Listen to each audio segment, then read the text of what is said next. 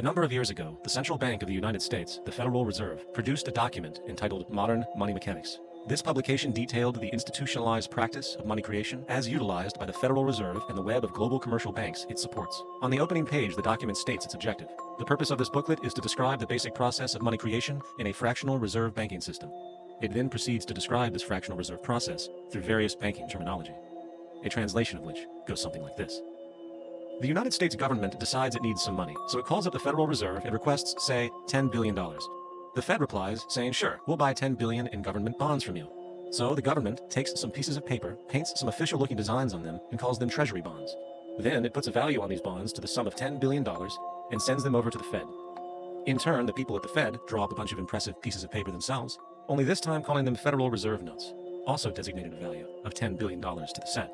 The Fed then takes these notes and trades them for the bonds. Once this exchange is complete, the government then takes the $10 billion in Federal Reserve notes and deposits it into a bank account. And upon this deposit, the paper notes officially become legal tender money, adding $10 billion to the U.S. money supply.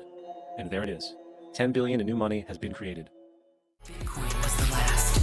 SPX is the next evolution. Hold SPX, and you may be rewarded financially. Embrace the ethos, and you'll be rewarded spiritually. One path leads to the other. All roads lead to belief, community, and peace of mind. Don't watch history happen. Be the reason it does. Believe in something.